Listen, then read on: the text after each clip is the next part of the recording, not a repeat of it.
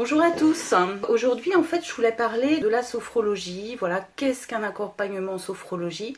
Puisque depuis le 15 mars, maintenant, je vous propose tous les soirs des relaxations en sophrologie, des exercices de respiration, de visualisation. Voilà, donc je voulais vous expliquer réellement ce que c'était un vrai accompagnement de sophrologie, qu'est-ce que ça peut vous apporter, d'où ça vient, et principalement donc ces outils. On va commencer par un petit historique. Alors vous inquiétez pas, on va pas passer 1 heure sur l'historique de la sophrologie, c'est juste pour situer un petit peu cette belle méthode.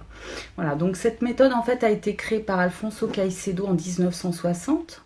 Donc Alfonso Caicedo, c'est un neuropsychiatre qui est décédé d'ailleurs il y a pas si longtemps que ça. Et en fait, elle est basée sur différentes techniques, différents concepts occidentaux et orientaux. En fait, c'est vraiment un mélange des deux. Bien entendu, ces concepts étaient déjà connus à la base par le corps médical. Il n'a rien inventé par rapport aux méthodes. Par contre, il a fait un regroupement de tout ça pour pouvoir créer en fait la sophrologie. Ces techniques occidentales, c'est quoi? C'est l'hypnose, avec la technique et l'état de conscience du médecin français Charcot. C'est de l'autosuggestion avec la méthode Coué, donc c'est se rappeler vraiment une phrase ou un mot. Voilà, donc ça c'est vraiment la méthode Coué, donc qui était psychologue et pharmacien. Ensuite, il y a la relaxation avec la méthode du médecin américain Jacobson, pour vraiment aller se détendre et atteindre un état vraiment de décontraction, tout en passant par la contraction. C'est assez étonnant tout ça. Il y a plein d'autres techniques qui font partie de la sophrologie avec la méthode Schultz, qui est le training autogène, exactement. Donc on se détend sur ses ressentis corporels. La psychanalyse avec les images mentales est concentrée en état de veille avec Freud et tout ce qui est visualisation positive. Vous avez la phénoménologie, donc qui est vraiment vivre le temps présent. Ça c'est très important et que chaque expérience est différente. Et la neurologie, donc l'autonomie de la personne avec des exercices simples selon le médecin psychomotricien suisse Roger Vitos. Alors ça c'était pour la partie occidentale. Maintenant on a la partie orientale. Il s'est inspiré de l'Inde et du Tibet, donc l'Inde avec le yoga, les postures de respiration, et le Tibet avec tout ce qui est autosuggestion, mantra, méditation. Donc ça c'est vraiment la petite partie historique, voilà, qui est pas bien longue, mais c'est important de le savoir aussi, déjà c'est intéressant. Et puis ça permet aussi de comprendre la méthode. Donc au niveau du processus de la sophrologie, le processus est assez simple. C'est-à-dire que la personne doit se détendre pour prendre du recul vis-à-vis de ses émotions, de ses croyances, de ses a priori, mais doit aussi apprendre à se concentrer, ça c'est important aussi, sur ses ressentis. Et apprendre de nouveau à se reconnecter à son corps, à l'intérieur, à son rythme intérieur. Et la combinaison des deux engendre en fait la prise de conscience. Voilà, donc détente, écoute des ressentis, prise de conscience. C'est le processus en tout cas de la sophrologie. Donc quels sont les moyens de la sophrologie? Alors les moyens et les outils de la sophrologie, ils sont au nombre de 3. Tout d'abord, il y a la respiration, ce qu'on appelle en fait la respiration contrôlée, qui permet d'améliorer donc l'oxygénation du corps, l'oxygénation du cerveau, favoriser la concentration. Donc il y a 3 niveaux de respiration. Donc la respiration haute, claviculaire, d'accord. Vous avez donc tout ce qui sert beaucoup pour tout ce qui est crise d'angoisse, anxiété, les sanglots qu'on retient, les émotions qu'on retient au niveau de la cage thoracique, le poids, l'oppression qu'on peut avoir au niveau de cette respiration haute et claviculaire. Ensuite, vous avez la respiration thoracique, là c'est une respiration où on a effectivement ces émotions, et la respiration abdominale, où là c'est celle qui permet de gérer ses émotions et qui privilégie la détente. Cette respiration que l'on pratique n'est pas si évidente que ça d'ailleurs à pratiquer, parce que l'on s'y est coupé un petit peu de cette respiration ventrale. Les bébés y arrivent très bien, mais plus on grandit et plus on oublie cette respiration ventrale abdominale. Donc c'est important aussi de se reconnecter. Voilà, donc on fait après au niveau de cette respiration, on va faire des grandes inspirations, des courtes expirations, donc ça c'est du dynamisme, de l'énergie, ou alors de l'inspiration et de l'expiration doublée, 3, 6 ou 4, 8 en calme, en détente. Et je reviens vraiment sur l'importance de la respiration abdominale en sophrologie, qui permet vraiment d'amener le calme et d'amener la détente. Ça c'est important d'arriver à la travailler suffisamment pour pouvoir l'acquérir et pour pouvoir facilement ensuite installer le calme et la détente. Donc ça, c'est le premier outil. Le deuxième outil, c'est la détente musculaire. Donc la détente musculaire, il s'agit en fait de contraction et de relâchement musculaire volontaire. C'est-à-dire qu'on va avoir une contraction musculaire, un relâchement musculaire, tout ça bien entendu accompagné de la respiration. Voilà, pour avoir des ressentis, pour obtenir de la détente maximum. C'est important d'avoir ce côté contraction, relâchement. Et le troisième outil et dernier outil, c'est tout ce qui est visualisation positive et suggestion mentale, donc qui permet vraiment de visualiser des images positives, des souvenirs, ça peut être des souvenirs, ça peut être des projections, ça peut être totalement de l'imaginaire, afin de vraiment de favoriser des ressentis agréables, des ressentis positifs, pour vraiment aller valoriser ce positif, car généralement le cerveau peut être très bien fait, mais qui a tendance à garder le négatif et pas forcément le positif. C'est important de travailler avec les suggestions mentales et les visualisations positives. Donc au niveau des accompagnements, donc qu'est-ce qu'on peut travailler en sophrologie? Alors c'est très très vaste. Il y a 4 grands accompagnements, 4 grands thèmes. Après dans ces thèmes évidemment il y a plein de déclinaisons. Vous aurez donc l'amélioration du quotidien, tout ce qui est préparation mentale, l'accompagnement d'un traitement médical et l'accompagnement des pathologies. On va pouvoir travailler sur ce qu'on appelle, nous, l'amélioration du quotidien. C'est toute la gestion des émotions, la gestion du stress, les burn-out, les angoisses, les troubles du sommeil, prendre du recul, lâcher prise, avoir confiance en soi, la concentration, développer son énergie, développer la mémoire. Voilà, c'est tout ce qu'on peut faire pour améliorer son quotidien. Donc ça fait partie d'un des accompagnements. Un autre accompagnement qui est aussi très, très intéressant et qui fonctionne très très bien, c'est la préparation mentale. Donc la préparation mentale, c'est se préparer à un événement particulier.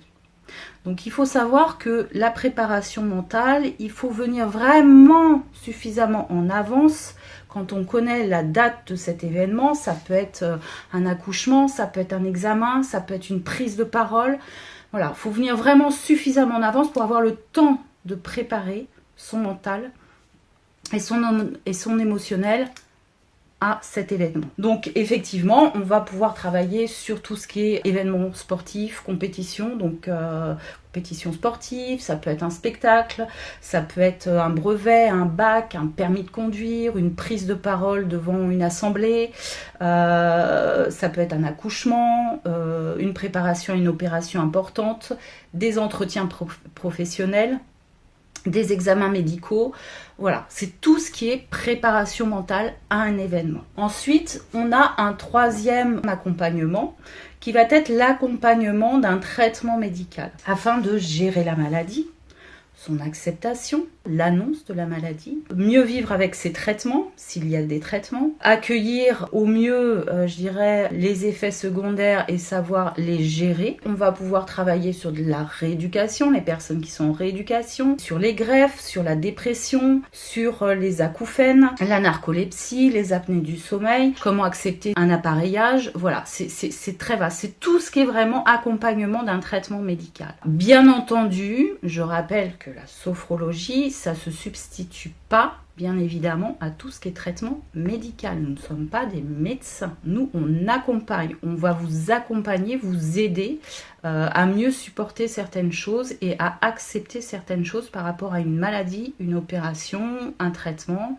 Voilà, on n'est absolument pas là pour vous faire arrêter vos traitements ou quoi que ce soit. Et ensuite, le dernier, c'est l'accompagnement pathologique. Donc l'accompagnement pathologique, c'est quoi ? C'est tout ce qui est addiction.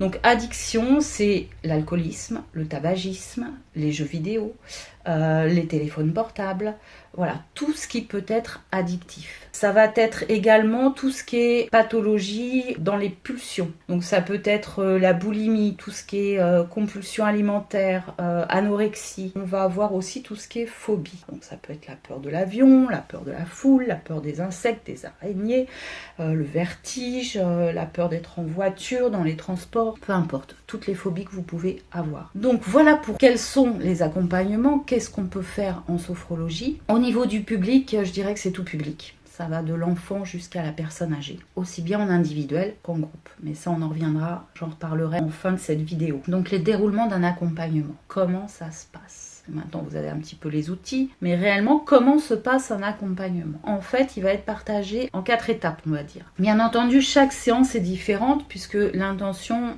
de chaque personne et l'objectif de chaque personne va être différente. Donc, les accompagnements en sophrologie, effectivement, peuvent se faire en individuel, où là ça va être vraiment personnalisé avec l'objectif précis de la personne, avec les ressources de la personne, ou bien on va avoir des accompagnements en groupe. Donc c'est des groupes qui peuvent se faire en entreprise, dans des établissements scolaires, des associations, tout ce qui est maisons de retraite, EHPAD, résidences pour personnes âgées. C'est très vaste, ça peut être des associations sportives, des fédérations, tout type de groupes, d'entreprises, d'associations. Voilà, en tout cas, l'objectif dans un groupe, bien entendu, l'objectif doit être commun. Il est défini donc au premier rendez-vous, cet objectif. Donc si c'est en groupe, on a un porte-parole, voilà, avec qui on sera en relation et qui aura un petit peu observé les personnes, discuter avec les personnes du groupe pour voir ce qui ressort le plus et ce qu'on peut aller travailler. Voilà, donc en entreprise, ça peut être par exemple comment gérer mon stress en open space. C'est vraiment, voilà, on va travailler sur l'open space. Comment créer ma bulle, comment être serein. Sur les EHPAD, ça va être des ateliers par exemple sur l'équilibre ou sur la mémoire ou sur les problèmes de sommeil. Voilà, après chaque type d'entreprise, d'association va avoir ces thématiques un petit peu précises. En individuel, c'est différent, ça sera beaucoup plus personnalisé puisque la personne va venir vraiment pour elle, avec un objectif bien précis. Un accompagnement, ça va être entre 8 et 12 séances grand maximum. Il faut savoir que chaque séance a une intention bien précise. Chaque séance va durer, alors en entreprise on part plus sur du 45 minutes, sinon en général voilà, c'est entre on va dire 45 minutes et 1 heure pour une séance. Idéalement c'est toutes les semaines. Voilà, c'est une fois par semaine et ça se déroule toujours de la même façon. C'est-à-dire qu'on va avoir ce qu'on appelle une anamnèse d'environ 5-10 minutes, ça dépend après, le temps d'échanger sur la semaine écoulée, sur ce que la personne a pu vivre, a pu partager au niveau de ses exercices au quotidien, si elle a eu des soucis, comment elle les a vécus, si elle a pu les mettre en situation ou pas. Suite à cette anamnèse, la deuxième étape, ça va être la pratique des exercices. Donc ces fameux exercices où on va reprendre les 3 outils. Je vous les rappelle, c'est la respiration contrôlée, détente musculaire, visualisation positive. Donc c'est des exercices très courts, d'accord, que je fais avec la personne et ces exercices-là, en fait, vont avoir l'intention du jour. Et passer ces petits exercices que je fais avec la personne, c'est suivi de la relaxation, donc de la relaxation statique, et ensuite la dernière étape, qui est la 4e étape, à la fin de tous ces exercices, il y a de nouveau un échange avec la personne ou avec le groupe, s'ils veulent partager, pour parler des ressentis de la séance, qu'est-ce que ça leur a procuré, voilà, vraiment tous les ressentis des exercices. Donc chaque séance est différente puisqu'à chaque fois on a une intention en fonction donc de l'objectif à atteindre, puisque à savoir que l'objectif de cet accompagnement c'est effectivement d'arriver au but. Mais pour arriver au but, il y a différentes séances. C'est vraiment un parcours, c'est-à-dire que on va enlever d'abord tout ce qui peut être négatif. On va aller poser du positif. On va aller renforcer ce positif pour enfin arriver à votre objectif. Donc c'est tout un parcours pour pouvoir arriver à cet objectif. Pour résumer un petit peu cette méthode, la sophrologie c'est une thérapie brève, parce que c'est les grands maximum 12 séances, qui consiste donc au travers d'exercices d'être à l'écoute de ce qui se passe dans votre corps et dans votre tête. Donc la sophrologie, elle vise à une prise de conscience de ses propres ressentis qui peuvent être aussi bien physiques qu'émotionnels que mentales. L'idée, c'est de vivre pleinement ces exercices afin de faire émerger ses ressentis, ses émotions, et qui vont permettre après de prendre conscience de son état interne et éventuellement d'aller le modifier. De donner des outils pour arriver justement à ne pas rentrer dans ces extrêmes émotionnels ou physiques qui peuvent éventuellement s'installer, du coup améliorer sa condition et son mieux-être. Donc le but de la sophrologie, c'est vraiment de vous d'amener la personne ou d'amener le groupe à être autonome pour gérer ses problématiques. Donc au quotidien, bien entendu. Pour être autonome, il faut bien comprendre que chaque petit exercice que l'on fait dans chaque séance, il faut les refaire chez soi toute la semaine avant de se revoir et d'attaquer une nouvelle intention. L'implication est primordiale dans l'accompagnement en sophrologie. C'est ça qui fera votre réussite. Sans votre implication, c'est sûr vous serez détendu en sortie de séance, mais en tout cas vous n'arriverez pas à mettre en place systématiquement des exercices de sophrologie si vous ne vous entraînez pas suffisamment. Donc le mot d'ordre, c'est implication. Voilà. Moi je suis juste là pour vous donner des outils, pour vous aider à devenir autonome face à votre problématique. C'est important aussi de noter que la sophrologie est une méthode complémentaire d'accompagnement. Et comme je vous l'ai dit tout à l'heure, ça ne se substitue en aucun cas à la médecine. À savoir aussi que la sophrologie est prise en charge maintenant par certaines mutuelles. Donc quoi vous dire de plus? Si, peut-être finir par mon identité quand même. Voilà, donc je suis Jannick Hervé, je suis sophrologue, également praticienne en shiatsu et en bye-bye allergie. Je suis basée à Meulan en Yvelines où j'ai mon cabinet. Voilà, je me déplace évidemment en entreprise ou en association pour des ateliers de groupe. Également à domicile si la personne ne peut pas du tout se déplacer. Voilà, donc si vous voulez me retrouver, vous avez ma page Facebook, vous avez mon site internet. Alors, vous tapez Jannick Hervé, sophrologue, Meulan en Yvelines et vous me trouverez. Voilà.